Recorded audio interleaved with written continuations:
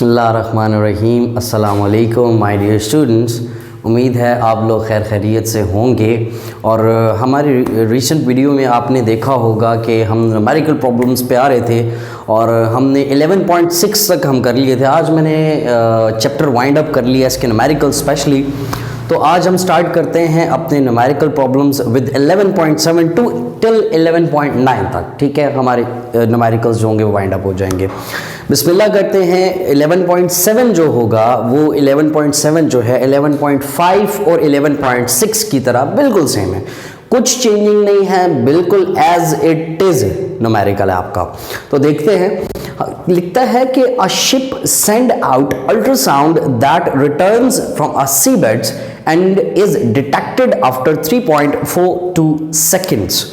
तो ये आपके पास शिप 2 सीबेड्स है, ठीक है। It send ultrasound wave and then that sound ultrasound जो है वो रिफ्लेक्ट बैक होके शिप तक आई है विद 3.2 सेकेंड्स। तो कल वाले काम में भी हमने ये किया था कि 3.2 को एक साइड का डिटेक्ट किया। इसी तरह मैंने एक साइड का डिटेक्ट किया। एक साइड के डिटेक्शन से हमें पता चला कि that will forms a 1.71 seconds.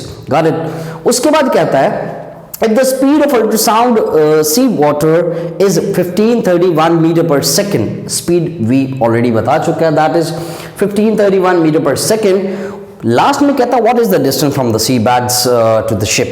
very easy, very easy, seems like जो recent numerical हमने किया था उसकी तरह बिल्कुल easy है।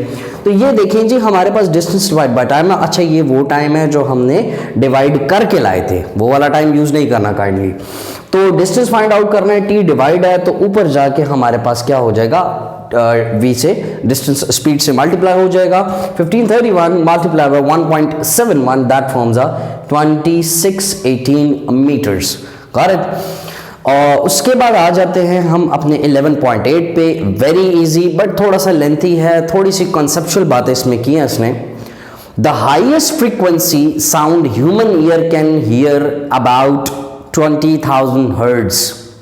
20,000 तक मैक्सिमम 20 to 25,000 हर्ट्ज तक हम सुन सकते हैं। कहता है what is the wavelength of a sound in air. ध्यान रखना है, what is the wavelength of a sound in air at its frequency at a temperature of 20 degree Celsius. 20 degree Celsius अगर टेम्परेचर हो तो हवा में स्पीड ऑफ साउंड जो है आपने डिटेक्ट कर रही है, what is its frequency. So उसके बाद हमारे पास कहता है what is the wavelength of a lowest sound. We can hear about 20,000 hertz. Wavelength highest sound की मतलब 20,000 याद रखना है। Wavelength of a highest sound और wavelength of a lowest sound, ये दोनों करने हैं। उसके बाद कहता है assume that the speed of a sound in air is at 20 degree Celsius is 343 metre पर सेकेंड। एक बात और देखें कि यहाँ पर अच्छी बात यह है कि temperature is normal 20 degree Celsius. वो आपकी जो फ्रीक्वेंसी है, हाईएस्ट फ्रीक्वेंसी उस पर भी सेम है और लोएस्ट फ्रीक्वेंसी पे भी सेम है। कहता है highest sound frequency is about 20,000 hertz. ठीक है, ये 20,000 हर्ट्ज दी हुई है। उसके बाद कहता है कि वेवलेंथ आपने इसका फाइंड आउट करना है, याद रखना है इसका। ठीक है, फिर लोएस्ट फ्रीक्वेंसी आपके पास दी हुई है 20 हर्ट्ज लोएस्ट फ्रीक्वेंसी, और फिर लोएस्ट का वेवलेंथ आपने फाइंड आउट करना है। Got it. सबसे पहला काम हमने हाईएस्ट फ्रीक्वेंसी का करना है कि हाईएस्ट साउंड फ्रीक्वेंसी हमारे पास कितनी मेंशन्ड है, that is of first half. अगर हम देखें तो v equals to f lambda है, तो हमने वेवलेंथ फाइंड आउट करनी है, तो frequency that is divided with the sound with the speed. So हमारे पास बोथ केसेस में 343 सेम है। ठीक है, स्पीड जो है तो स्पीड आ गई 343 डिवाइडेड बाय 20,000 हाईएस्ट फ्रीक्वेंसी का, तो that forms a 1.7 multiply by 10 की पावर -2 मीटर्स।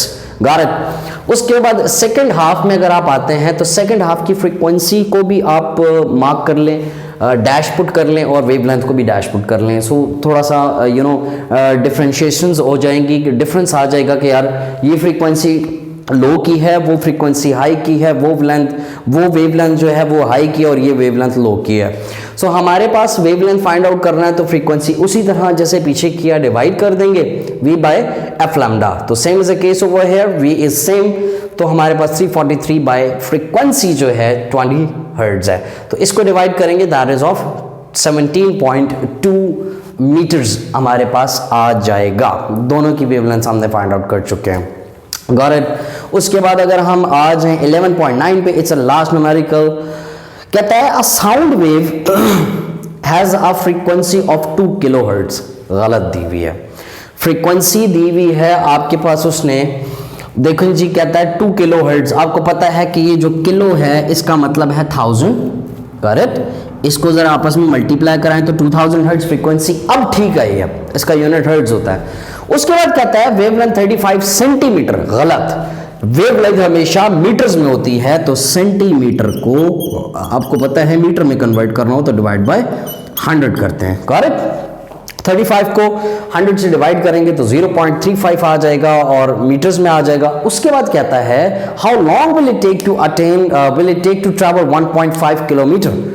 कहता है कितना टाइम लगेगा अगर आपके पास इट ट्रैवल थ्रू 1.5 किलोमीटर्स। अब टाइम तो बोल रहे हैं मगर डिस्टेंस उसने यार बड़ा गलत दे दिया कि किलोमीटर्स में दे दिया। Distance is always in metres. Kilometre का ये किलो को 1000 लिख दो, 1000 को 1.5 से मल्टीप्लाई कराओ तो 1500 मीटर्स आ गया। अब बात ऐसी है कि उसने तो टाइम मांगा है।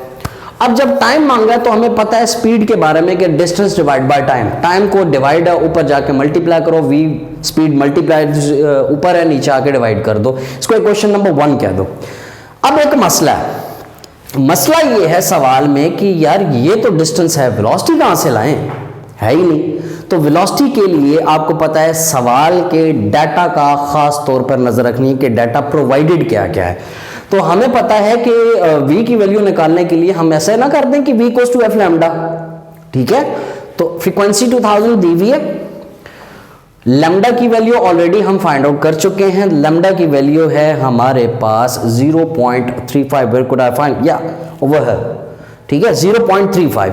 तो मल्टीप्लाई करेंगे तो 700 आ गए। अब ये v की वैल्यू भी आ गई ना, तो इसकी वैल्यू जो है ये यहाँ पर इक्वेशन नंबर 1 में पुट कर दें। सो टाइम वैल्यू आ जाएगी 1500 डिस्टेंस और v जो है हमारे पास 700 आ जाएगा, दैट इज ऑफ 2.1 सेकेंड्स आ गया।